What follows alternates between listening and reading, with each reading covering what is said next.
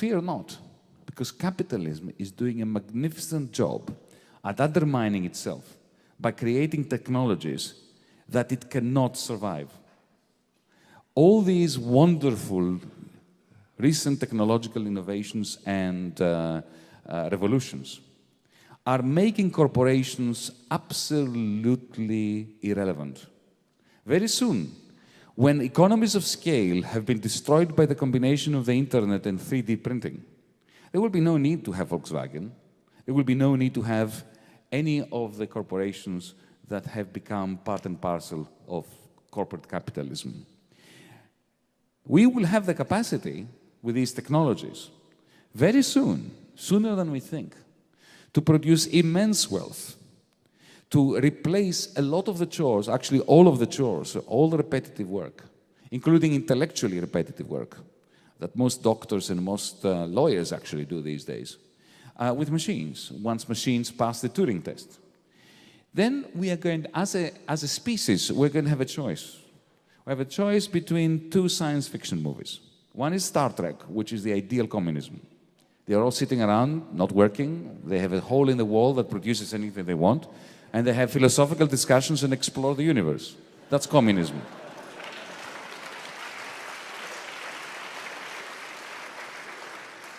But there's another possible extreme, the Matrix, where all human beings are attached to a system of machines that suck the life out of us, create illusions in our heads of a world that doesn't exist, and where we are the ultimate dystopia, victims and slaves of the machines that we have created in a Dr. Frankenstein kind of way. The choice is ours. It will be political. And the only way we're going to shift towards Star Trek rather than the Matrix is through the energizing of democratic politics and transparency and facing the truth and taking the red, not the blue pill.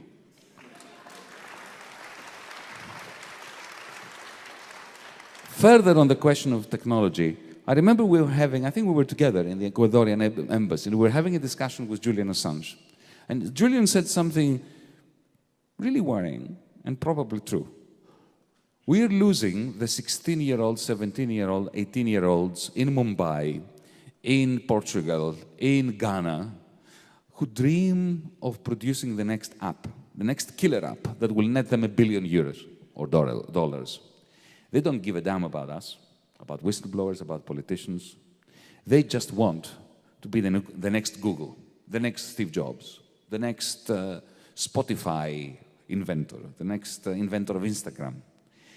And unless the left develops a narrative that convinces these young people that the future is going to be very brutish, very nasty, and very short for them, if those endeavors are private, and they think that they can get away simply by making this success or carving out that success story for themselves, unless we have a capacity to inspire them in the importance of creating those apps and these technologies, but to do so in a collective spirit and in a society where we're looking after each other, they are going to end up burnt out, even if they succeed, on drugs, in therapy, by the time they're 35, or they will most likely have failed and be unemployable people living on the streets, suffering a mental disorder. And this is the task of the left. The chances are not that good that we will succeed, but we have a moral duty to try it.